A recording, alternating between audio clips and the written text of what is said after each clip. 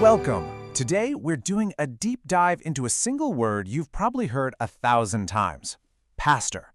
But according to our source material, this familiar word has a history that is way more complex and frankly, more controversial than you might think. Let's get into it. All right, I've got a question for you, right off the bat. If you take the classic King James New Testament, how many times do you think the word pastor actually shows up? Go on, take a guess. You ready for this? The answer is 1. Just a single time. And that right there is the mystery we're going to unpack today. How is it that an entire structure of religious leadership seems to be built around a word that only appears once in the whole New Testament? So here's how we're going to break this down. First, we're going to look at that one mysterious word. Then, we'll dig into something the source calls the Ascension gifts and why they might be temporary. After that, we'll uncover a massive historical shift that's absolutely key to this whole argument. Then we'll see what life looks like after that shift. And finally, we'll see how this whole idea completely changes the meaning of higher powers. Okay, first up, let's put on our detective hats and start with the linguistic evidence. We've got to look at the original language to see what's going on here. So check this out. The original Greek word is poimen. Now, this word pops up 18 times in the New Testament. 17 of those times, the King James translators wrote shepherd. But for some reason, in one single verse, Ephesians 4:11, they switched it up and used the Latin word pastor instead. So, what gives? Why the random change? Well, according to the source material, the answer might be hiding in plain sight, right in the translator's own preface. They basically admit they made a conscious choice to keep old ecclesiastical words to stay in line with the established Church of England. The argument here is that pastor was the official church term, so they were kind of locked in by the king's rules to use it, even if shepherd was the more consistent choice. All right, so that's the word itself. Now let's zoom out a bit, because that one mention of pastors doesn't happen in a vacuum. It's part of a very specific list of what our source calls the Ascension gifts. We need to see the context. So what in the world are Ascension gifts? Well, the name comes from Ephesians 4, where it says Christ gave these gifts when he ascended up on high. And according to our source, the key detail here is the tense of the verb.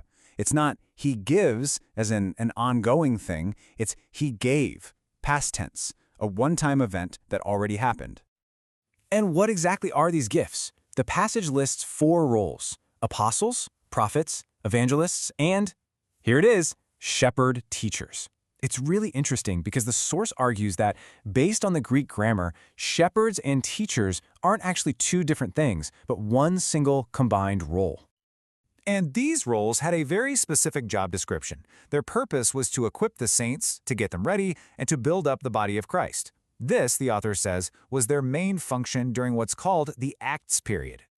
And here's where it gets really interesting, because according to this argument, these gifts weren't meant to last forever. The passage says they were given until everyone reached unity and maturity. That little word until is huge. It acts like a built-in expiration date for these roles. Okay, this next part is the linchpin of the whole argument. The source we're looking at proposes that a massive, fundamental shift happened in biblical history, a turning point that changed absolutely everything about how God deals with humanity. This new reality is called the secret administration.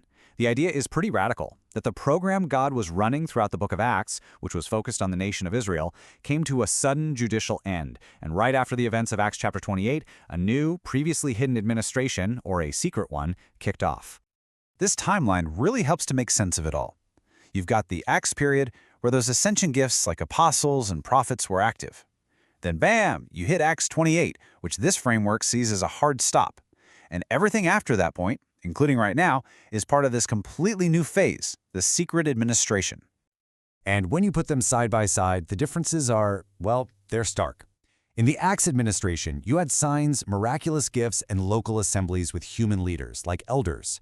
But in the secret administration, the argument is all of that is gone. No more supernatural gifts, and just one universal body of believers with Christ as the one and only head.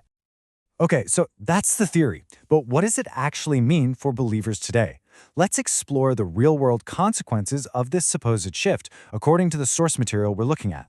So if this framework holds up, a whole lot of things that are common practice today, well, they're just not in operation anymore. We're talking apostles, prophets, bishops, and yes, pastors. But it goes further. Miraculous gifts, Things like water baptism, and even the whole concept of separate local church assemblies are all considered part of that past era. What you're left with is a totally different picture. Instead of a top-down structure with human leaders, the body of Christ is seen as this self-teaching organism. Authority isn't in an office like pastor anymore. It's found only in the finished written word and in the direct headship of Christ himself. All right, so let's put this framework to the test. Let's take this lens and apply it to a really famous and often confusing passage about authority, Romans 13, and see how it changes the meaning. You've almost certainly heard this verse before. It's often used to argue for submission to government. Let every soul be subject unto the higher powers. The big question, though, is who or what are these higher powers? Here's the comparison. The common view says higher powers is the civil government, kings, police, you name it. But that can get complicated, especially with corrupt governments.